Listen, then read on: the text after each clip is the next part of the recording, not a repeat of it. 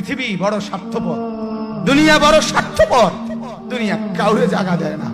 দুনিয়া কত ক্ষমতাধরকে মাটির নিচে ফেলায় দিছে, দুনিয়া কত সম্পদ আলাকে মাটির নিচে ফেলে দিছে, দুনিয়া কত সুন্দরী নারীকে মাটির নিচে ফেলায় দিছে।